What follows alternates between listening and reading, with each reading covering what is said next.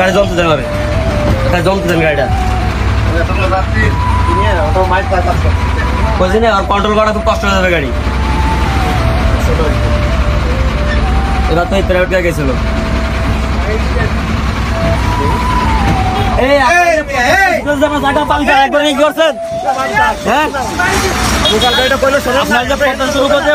আপনারা বললো যে আপনার জায়গা পাঞ্চার কি করছেন?